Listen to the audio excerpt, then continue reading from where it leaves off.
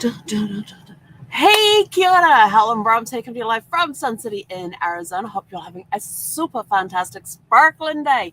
Welcome to Before the Dirt Nap, day 1190. It is our podcast time, and tonight we're talking about uncovering fun facts.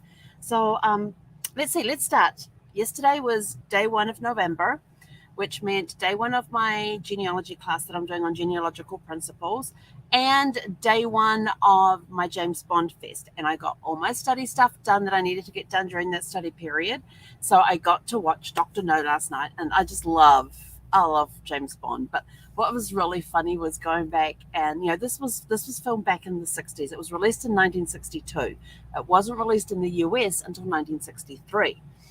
So it's been 60 years since it was released, and it's just looking at their technology and things, going back to how they did some of the fake fights, some of the driving scenes, where they've got the scene rolling around in the background and all that sort of stuff, where they didn't have the technology that we have today to create movies. So it was really cool to go back and see that sort of stuff taking place as well.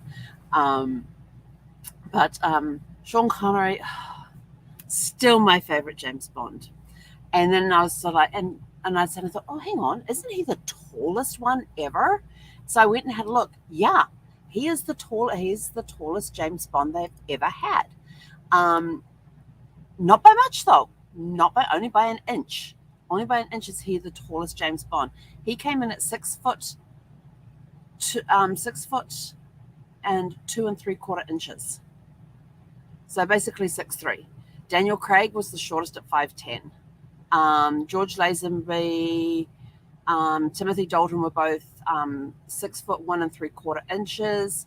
Roger Moore and Pierce Brosnan were both. Roger Moore and Pierce Brosnan were the same height at 6 foot 1 1/4 inch. So there wasn't a lot of difference in the height except for when you get to Daniel Craig. But so Sean Connery was the tallest James Bond they ever had, and it was a lot of fun seeing that again because I haven't seen it for a year. And so I'm looking forward to watching From Russia with Love tonight, because I got all my stuff done. I even got a little ahead as well, so that was pretty cool. And yes, I did get my hand slapped for typing more in the message than I should have. If you remember yesterday when I said I did the assessment that was supposed to be done by Friday, and one of the things was we had to send a message to our facilitator, and we were only allowed to put in a particular word, a specific sentence into the message. And of course I put kia ora, her name, put the message, and then put have a super fantastic sparkling day, and then my name. And she came back and she said, it is very, very, very important that we learn to follow instructions. And I said, yeah, I knew I was going to get my hand slapped on this one. I replied to her, I says, I knew I was going to get my hand slapped on this one. I said, it's just really hard for me to send any messages without a salutation and without a signature. So I will try again, because she goes, just try again. I says, I will try again and we'll see how we go. So I sent that off to her, and I haven't heard anything back, so obviously it was okay. But I already have a lot of the stuff done. I'm almost a third of the way through the first module, which is really cool because there's 3 modules in this one. And I'm almost a third of the way through, which is awesome. I only have what are we up to? 30. There's 30 slides I have to go through, and I'm most of the way through. But one of the assignments we had today, which I thought was rather interesting, and every now and again I go and Google my name just to see what's out there, where do I come up, and all of that. And it used to be that I used to dominate the first 3 pages of Google. And then the next person was, and even with a name like Brahms, up against Brahms' Lullaby, or Johann Brahms, the composer, and everything else, I could still with Helen Brahms, I could still dominate the first 3 pages of Google.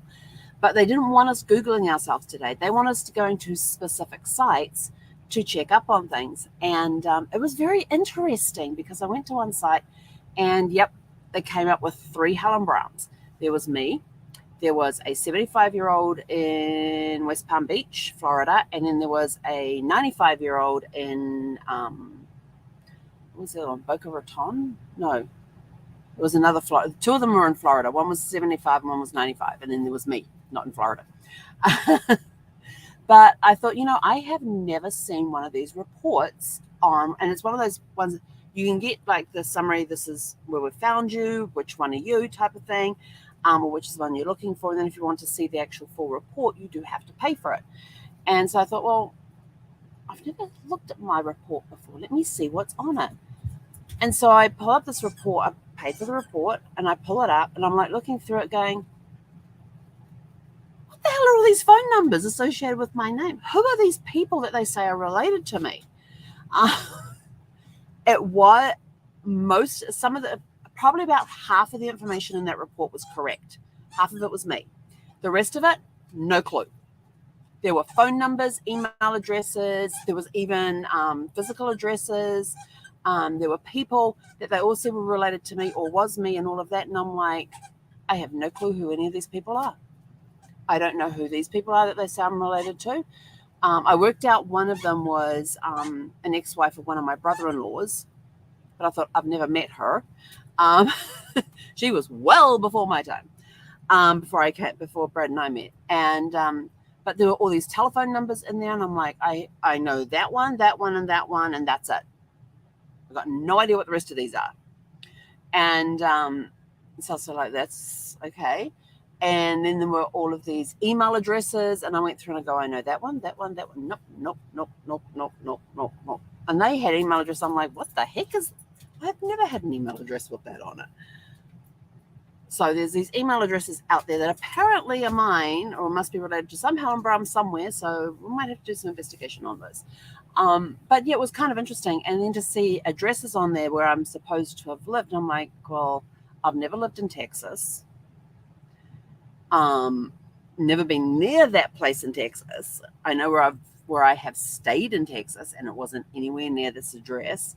Then they had another address there. What state was that? It was a state I have never been to before. In fact, there was two of those. And I was just like, where did they get this information from? So it's very interesting to go out there and to see what is actually out there. Then they had this other one, and this was the cool one. It was called, what was that one called? What was that one called? It was called like Missing Money or something like that. And so I went and typed my name in, and it said that I had some unclaimed money back in Virginia that was $25 to $50. And I thought, well, that's interesting.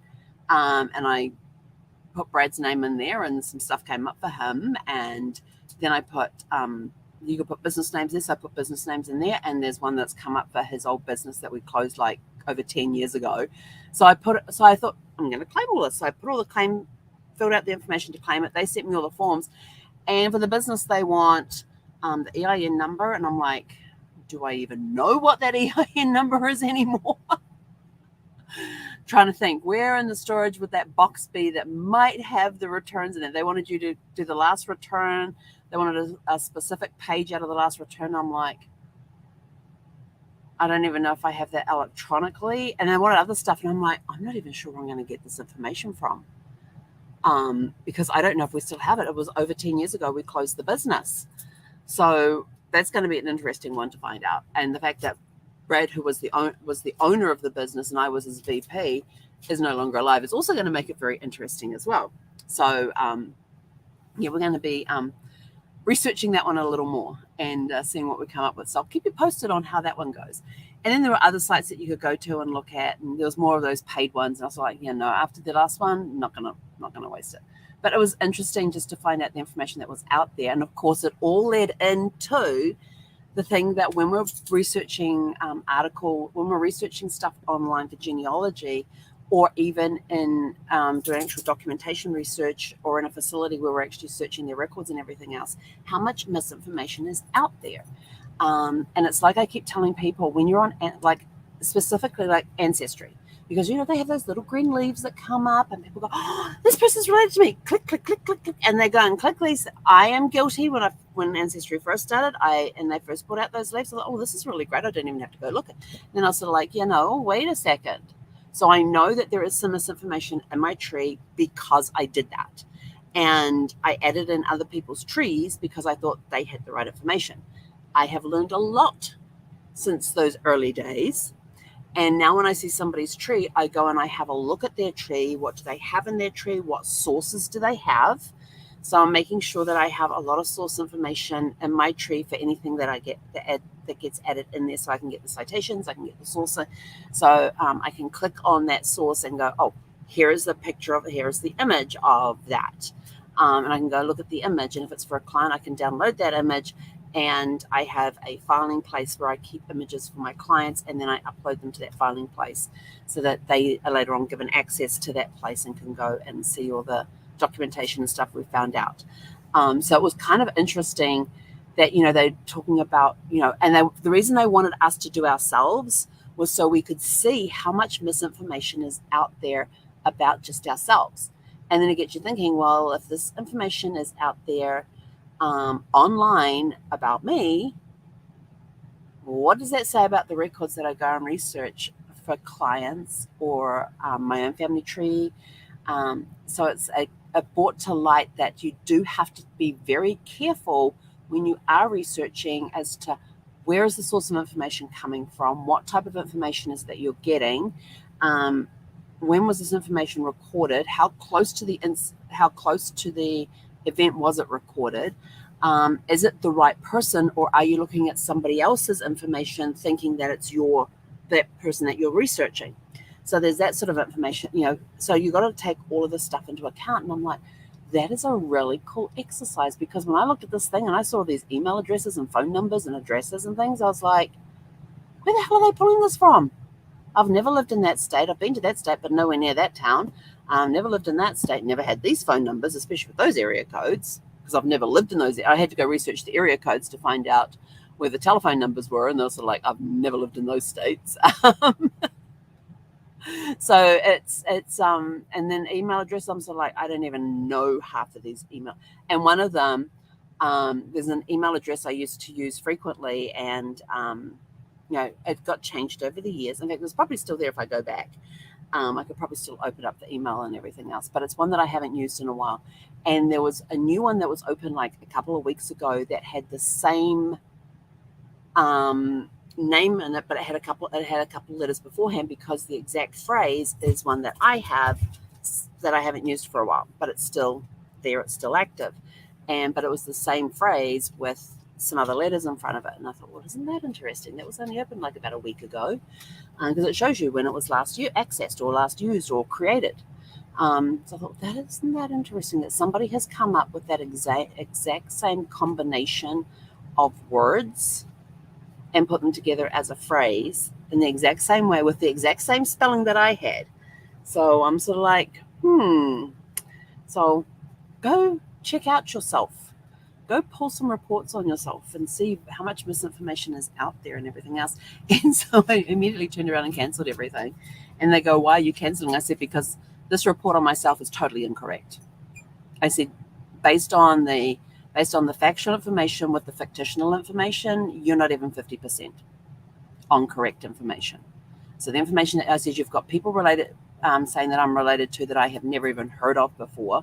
You've got me living in states I've never even stepped foot in. You have me with email addresses that I have never used. You've got me on phone numbers for states that I have never been to. There is so much misinformation on here. This record's it's not even 50% accurate. So I'm out. So I hope they read all their feedback, because it's kind of interesting when you go and do that sort of stuff. Now, some people, they may get a more accurate report, but me, nope.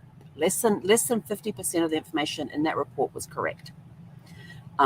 So yeah, it was very interesting to go and do that kind of search on yourself, because it also makes you, like I said, it makes you realize just how much misinformation is out there about people. And it could be somebody with a similar name that somehow they linked to me. But when you got people that I'm not even related to, and it said that we lived at the same address, I'm like, no, we didn't. I would remember that.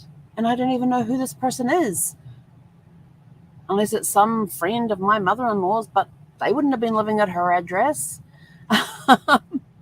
So yeah, it was very eye-opening and very interesting reading, and makes you very, very aware of things. So that's one. It was one of the, and then we had to do like an assessment, but it was kind of like a mock assessment, because it's one that's not that you have to submit to be graded.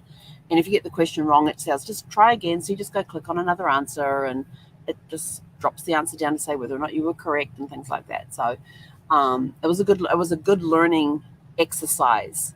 But the cool part is I may make some money out of it because I'm going to be claiming some money that's out there, either in my name and Brad's name or in a business name. So that's the cool part that's going to come out of all of that, is that so I may even recoup the cost of the report and get more. And because one of them, the report was like $25, I think it was, and one of the claims says it's between $25 and $50. So that's that done. Another claim had over $100. It said greater than $100. That was all it said. So I have no idea how much that is. But I've already made back the money that I spent on that. I'm going to come out ahead. I just got to find all the paperwork so I can submit it and get all that done. So, if you want to go check out the site and see it, there's a lot of sites out there where you can go and see if you have money owing to you. It could be from a bank account you forgot you even had, and that bank account is now closed. But they have to hold the money for a certain amount of time for you so that you can go in and claim it. It could be that reason. Other ones are you could have got a refund that you've never claimed. Like they may have sent you the check, you've never cashed the check. It could be a tax refund that you got that for whatever reason you've never claimed. It's unclaimed money. So in some form or another. After a certain amount of time, some business institutes have to hand over it to these type of organizations where you can go through, and then you apply directly to the state. It has to be handed over to the state for a certain amount of time and has to be listed that it's there to claim, and then you go and claim it, and you've got to go to the state to get the claim. So we'll see. Be interesting to see how much that is. It might be nice. Who knows? It won't be $1 million. It would be nice, but it won't be. So that was my day-to-day. I've got all my study stuff done ahead of schedule. So I get to go now, and we've just got back from our walk before we hopped on air.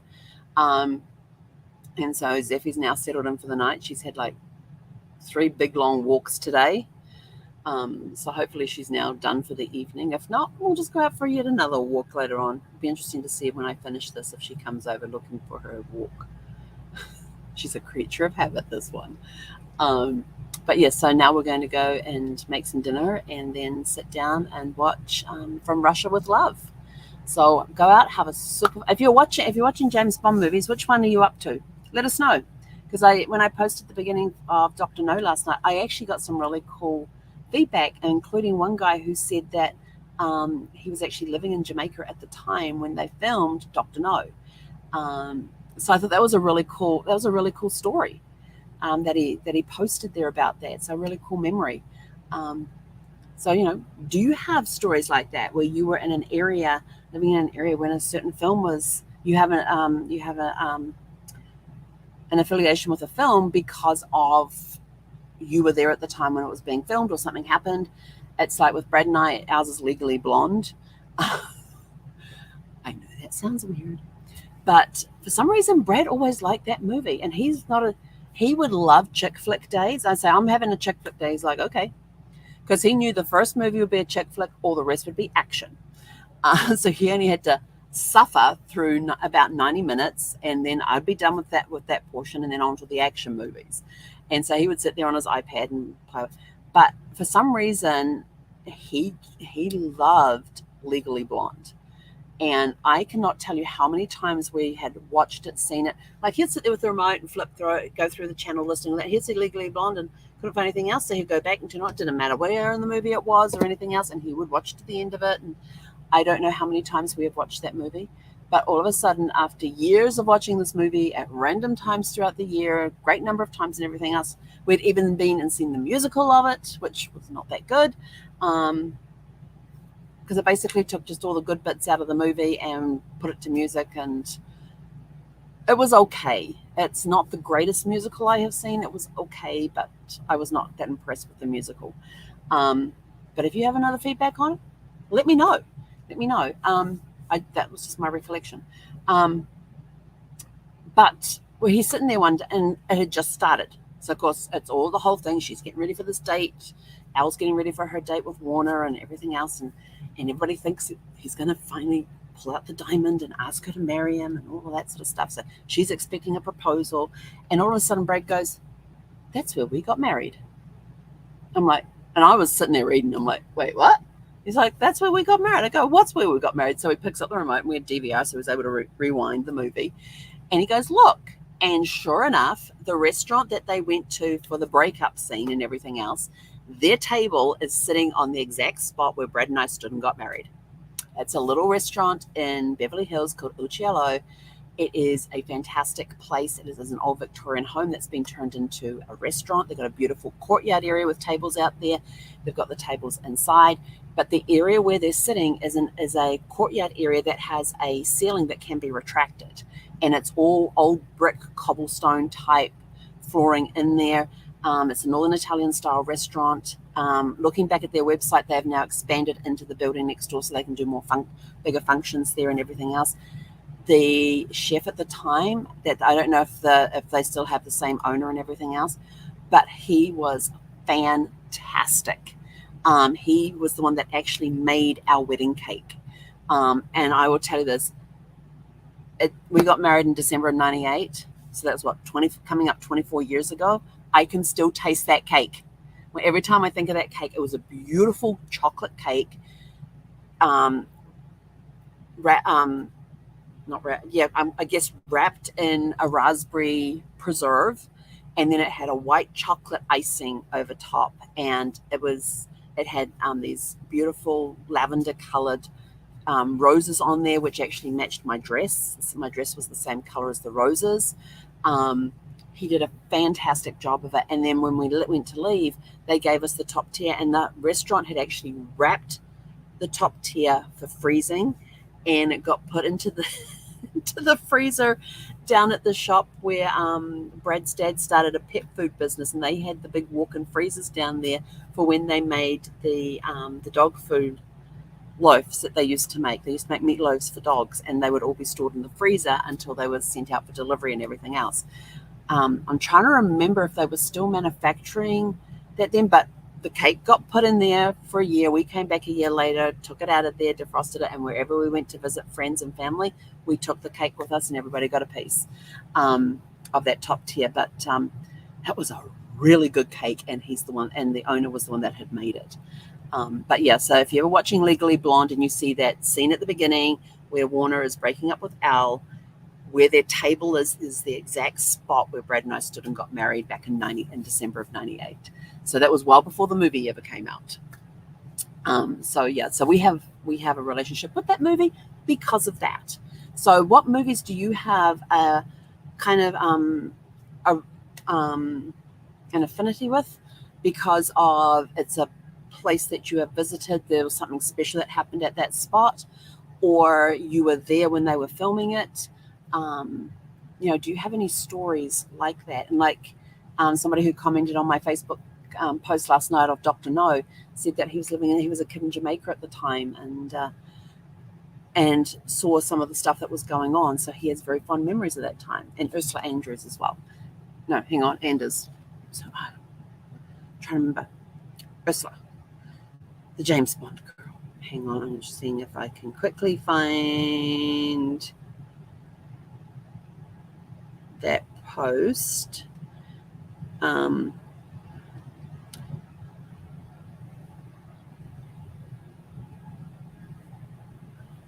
see if I can put here exactly what he put there. Yes, favorite is Dr. No with Sean Connery. It's still the best Bond, and it was filmed in Jamaica when I was just a lad living there who fell in love with Ursula Andress. So I thought that was a really cool story to hear. And so I'm looking for more stories like that. Do you have a connection with a movie in some way because of some special event that took place, like Brad and I, Legally Blonde? They break up where we got married. But anyway, that's it for this evening. Go out, have a super fantastic sparkling evening.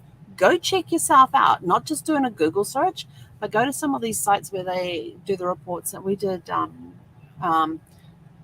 see if you can find if there's money outstanding that you haven't claimed that you could legally claim.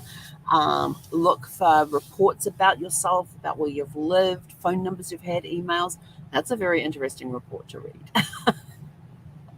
But even going and looking, they even had you like looking at the house that you currently, if you own a house, go check out the Zillow report on it and stuff like that, just to see if the information is correct that's on there and things like that. So it was kind of interesting to go and look at some. And so I just went and looked back at some other places that we had rented, recently and that sort of thing too. So it's a very interesting eye-opener and just shows you just how much misinformation is out there and how you really have to be careful about what you see, what you accept as facts, where are they getting the information from, what is the source they're getting that information from, how accurate is that source that they're using, and this is why they wanted us to start with ourselves first, so that when we're researching our genealogy clients or our family tree, we learn to really look to see where is that information being sourced from and how accurate could it be, and taking into a lot of other